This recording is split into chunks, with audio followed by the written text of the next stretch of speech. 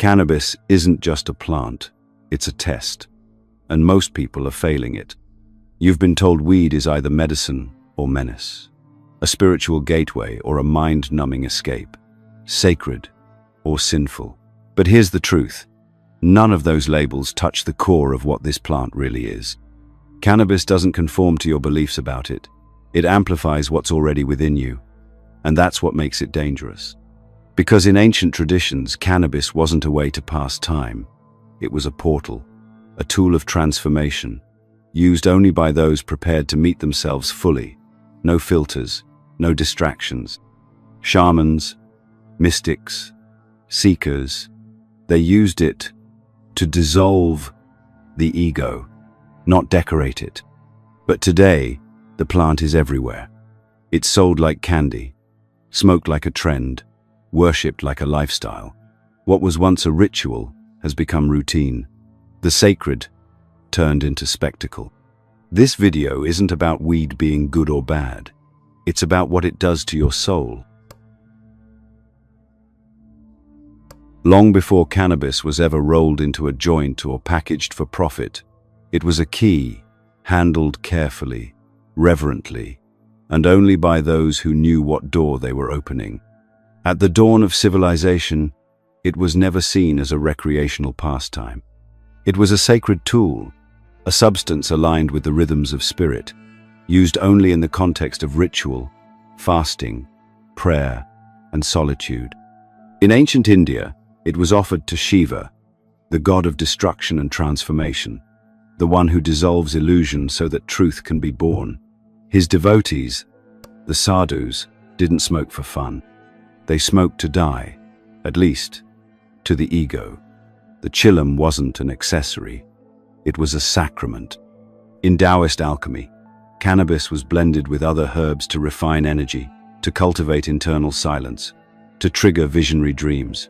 It wasn't used to numb the senses, but to awaken subtle perception.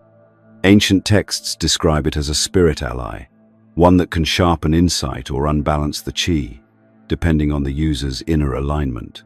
To the unprepared, it was not a gift, it was a test. Sufi mystics used hashish in ceremonies to dissolve the self in divine presence. But even among them, the plant was controversial. Rumi warned of intoxication that mimics awakening, but leaves the soul untouched. The plant was revered only when it led to annihilation of the ego, not amplification of it. It had to be held like a sword, with respect, or it would cut the hand that held it. Among the Rastafari, cannabis is ganja, the herb of wisdom, the healing of the nations. But it's not just smoked, it's prayed over. It's brought into reasoning sessions, where words and smoke rise together in a shared search for truth. It's a tool of communion, not escape. It is never separate from the liturgy. In those sacred circles, cannabis is not consumed to forget the world, but to remember the divine within it. And yet, here we are. In the modern West, we've turned the sacrament into a souvenir. What once demanded preparation now demands nothing. You can buy weed in drive-thrus, light up in between texts, and scroll through meaningless content while floating in synthetic calm. The plant is the same, but the context has changed. And without ritual, cannabis loses its compass. When the ceremony disappears, all that's left is sensation, and sensation without direction becomes indulgence. What makes this dangerous isn't the plant itself. It's that we now engage with something once considered sacred as if it were entertainment. Cannabis doesn't offer consistency, it offers amplification. If you're grounded, it deepens you. If you're lost, it magnifies the maze. Most people don't realize they're walking into a temple with muddy feet and wondering why they see only shadows. There are things we've uncovered about cannabis in the Hermetic, Gnostic, and mystical traditions that we can't say here. We've included them in our Insights Academy newsletter instead. Links in the description. Sign up to get exclusive content, and for a limited time, a free copy of the Kybalion. The truth is, the plant doesn't decide where it takes you. It holds up a mirror. That mirror reflects everything. Your fears, your unresolved pain, your unspoken questions. It doesn't care about your vibe. It cares about your intention. That's why, in most traditions, the preparation was the real ritual. Fasting, chanting, silence, cleansing, all before the first inhale. Not because of superstition, but because they understood the mind must be stable before it is expanded. Used with reverence, cannabis is not a drug. It's a door. But doors lead both ways. They open to light, but also to shadow. And the most dangerous illusion is thinking you can handle both when you've prepared for neither. There's a reason why so many people report anxiety, paranoia, or a strange sense of being watched when they smoke weed. Most chalk it up to bad strain, wrong dosage, or a chemical reaction. But what if it's not the weed at all? What if the plant is doing exactly what it was always meant to do? Strip away the noise, pierce through illusion, and show you exactly what's hiding underneath. Carl Jung called it the shadow, the buried aspects of your psyche that you've rejected, forgotten, or never dared to look at. Not evil, but uncomfortable. Not malicious, but inconvenient. It's the grief you didn't process, the anger you swallowed, the truths you couldn't handle. The plant doesn't generate these things. It reveals them. Like an amplifier, it doesn't produce the music. It makes what's already playing louder. And for many, what's playing is unresolved pain. This is the part of cannabis no one likes to talk about, because it doesn't sell as well as relaxation, vibes, or chill. But ask any serious spiritual practitioner, and they'll tell you, the path to awakening always begins in the underworld. Not in visions, but in discomfort. Not in light, but in confrontation. And cannabis, when used consciously, can be one of the most effective tools for that. But only if you're ready. Only if you're willing to see your own face without the mask. In mystical psychology, this moment of exposure is sacred. It's not a failure, it's an invitation. The anxiety that creeps in after a puff, that spiraling sense of self-consciousness, that rising paranoia, it's not malfunction, it's feedback.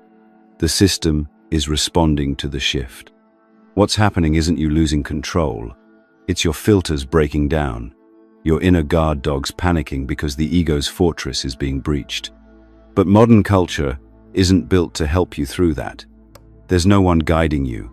No shaman, no elder, no circle. You're alone in your room, staring at the ceiling, heart racing, wondering why you feel like you're dissolving. And the truth is, you are. That's what the plant does. It dissolves the artificial. It burns away the performance. And if you're not prepared for that process, it can feel like a nightmare. Not because the plant is wrong, but because the encounter is real. Esoteric traditions knew this. In psychic self-defense literature, Dion Fortune wrote about altered states making the etheric body porous, susceptible not just to insights but to external energetic interference. If your internal world is chaotic, cannabis doesn't fix it. It turns up the volume. It invites everything to the surface. For healing to happen, it must. But if you run from that surfacing, if you numb it or distract from it, the cycle repeats, again and again, high after high, until nothing feels sacred anymore, only noisy. This is why cannabis, despite being natural, is not automatically safe. It doesn't distinguish between the ready and the unready. It doesn't decide who should see and who should sleep. It simply opens the curtain. What you do with what's behind it is up to you. And here lies the biggest misunderstanding of all.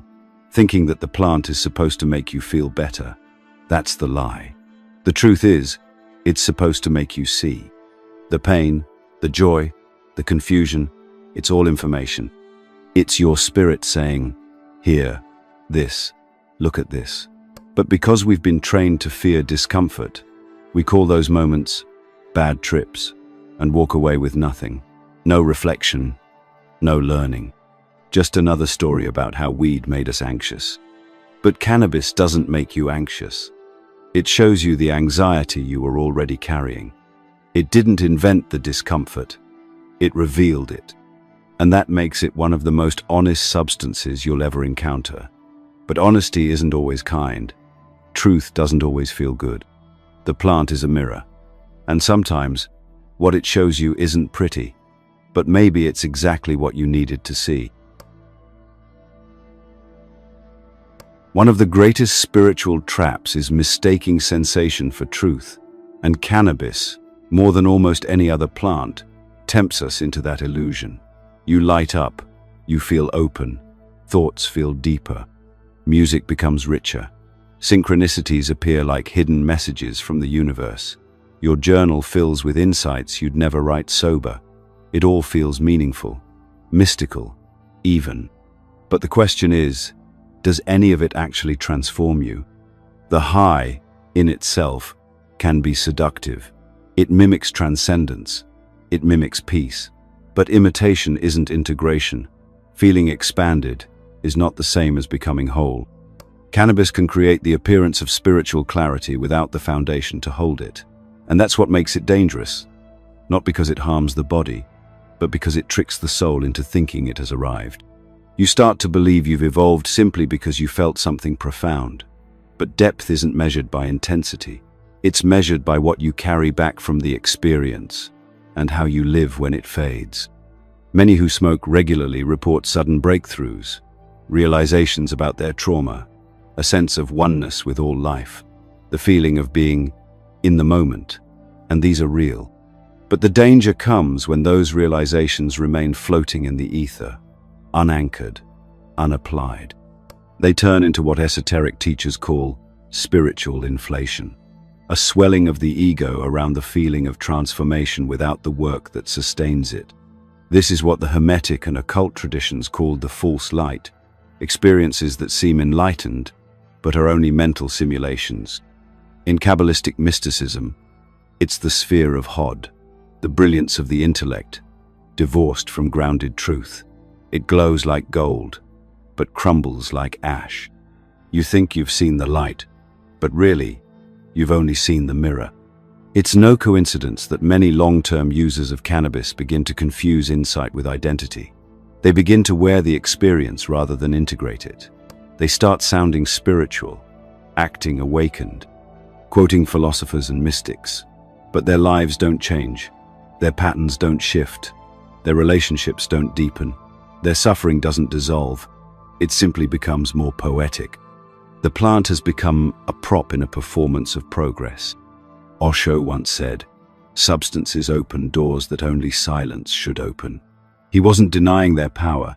He was warning about their instability. A door opened by force doesn't stay open. And the vision it offers can distort reality if the mind isn't ready to receive it. The high can become a pedestal from which you look down at others who haven't seen what you've seen, when in reality nothing's been seen clearly, only felt intensely. The problem isn't the insight, it's what you do with it. Cannabis can absolutely offer perspective, but unless that perspective becomes practice, it's just stimulation. If it doesn't shift how you show up in conflict, how you face your shadow, how you serve others, how you move through suffering, then it's a spiritual distraction dressed as awakening. And that's the danger. Not the plant, not the smoke, but the story you tell yourself about what it all means. The high isn't the truth. It's a doorway. But if you stand in the doorway forever, thinking you've arrived, you never actually step into the room. You become addicted not to the substance, but to the illusion of progress. And that illusion is harder to detox from than any chemical dependency. This is why traditions with spiritual depth never worshipped the high. They used it to point to something deeper. They never glorified the vision. They asked what it demanded. Because real awakening isn't what happens on the plant. It's what happens after.